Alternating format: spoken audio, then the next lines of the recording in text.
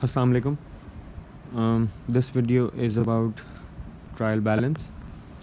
How do we prepare a trial balance? Why do we prepare a trial balance? What are its uses and limitations? So we are going to discuss all of that. Now, what is a trial balance in the first place? A trial balance is a list of closing balances of ledger accounts on a certain date. So basically, all your ledger accounts. By the way, ledger accounts is obviously another name given to T accounts. So all your T accounts, when you balance them off, now obviously another video on balancing of T accounts is already shared on the channel. So um, so basically you balance each of your T accounts, each of your ledger accounts, and then you prepare a list of all those balances, right? So when you balance off a T account, so for example this is a T account, then obviously when you balance off a T account, your balance brought down can be on either of the sides. It can be on the debit side, it can also be on the credit side. So after you're done with balancing of all the T accounts, you actually prepare a list of all the balances, and that list is basically called a trial balance. This is the first step towards the preparation of financial statements. So when we are done with preparing all the T accounts, we've recorded all the transactions of the business, then we balance off the T accounts that we have prepared, and then we create a list of those balances, which is called a trial balance. Then using the trial balance, we prepare the financial statements of a business. A trial balance is usually prepared at the end of an accounting period, and obviously it assists in the preparation of financial statements. Ledger balances are segregated into debit and credit balances. As I said, your ledger accounts can have a balance at this side or on the credit side. Now, asset and expense accounts, they appear on the debit side of the trial balance. Why? Because asset and expense accounts are basically, their nature is debit. So whenever they go up, we debit them. So when you balance them off, they are going to have debit balances. So they are going to be shown on the debit side of a trial balance. And whereas liabilities, capital and income, these three things, when they go up, we record them on the credit side. So their balances are going to be shown on the credit side. Now, if all accounting entries are recorded correctly and all the ledger balances are accurately extracted, the total of all debit balances appearing in the trial balance must equal to the sum of all credit balances. What does this mean? This means that when we are done preparing the trial balance, then what we are going to do is we are going to um, add all the amounts available on the debit side, and we are also going to add all the amounts available on the credit side, and the totals of the debit side should match the totals of the credit side. Obviously later in the video I'm going to show you how we prepare the trial balance and how the totals are done and they are to be equal. Now these are the uses of a trial balance. Trial balance, it acts as the first step in the preparation of financial statements, as I said earlier as well. So this is something that accountants need to prepare the financial statements of the business. It ensures that all the account balances are accurately extracted from the accounting ledgers. So obviously, preparing a trial balance basically means that there are no errors, or there are no mistakes in your T accounts or ledger accounts, and the balancing of those T accounts is also properly done. So obviously one use of the trial balance is that it assists in the identification and rectification of errors. So if your trial balance balances, the totals on the debit side and credit side are equal, that means that your the entries done in the ledger accounts are correct. Whereas if the totals don't agree, then obviously that means that there are some errors in your accounting books. Now, a trial balance also has some limitations. So yes, it can help you with identification of errors, but it only confirms that the total of all debit balances match the total of the credit balances. So basically, the trial balance totals may agree in spite of errors. So that means that there are some errors which basically are called errors which do not have an effect on the trial balance, errors not affecting trial balance. So basically, those types of errors can be there in your trial balance, but your trial balance is still going to balance. A separate video will be uploaded to the channel on errors not affecting trial balance. So basically this is the only limitation of a trial balance, that sometimes the totals on the debit side and the totals on the credit side, they agree, but there are still errors in the accounting books or the ledgers. Now how do we prepare the trial balance? So basically we have two columns, a debit column and a credit column, and a column for details or particulars. So you have a column for particulars or details, and you have a debit column and a credit column, right? And what we do is we write the title of all the accounts here, okay, and then if those accounts have a debit balance, then we write the amounts here in the debit column, and if those accounts have a credit balance, we write the that credit balance in the credit column, right?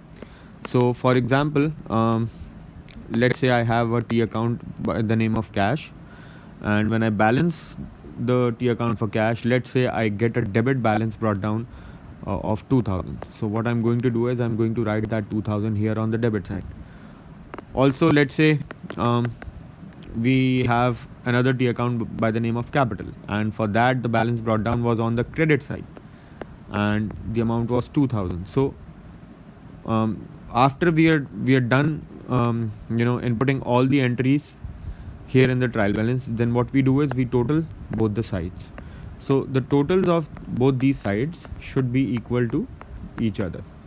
So you see 2000 and 2000, so the total of the debit side is agreeing to the total of the credit side. That means that we have done the entries correctly in the ledger accounts. So if these totals were not equal to each other, then that would mean that we have done a mistake in the ledger accounts or in the extraction of balances in the ledger accounts. Now I'm going to show you an example as well, so that you understand it perfectly, how to prepare a trial balance. So let's say there's a business and the following are the T accounts for this business. So we have cash, this is one of the T accounts. We have bank, this is the second of the T accounts. Then we have another T account, another one, and so basically we have a total of 5 T accounts. For example, I'm going to prepare another one as well. This is going to make things a little more clearer as well. Okay, so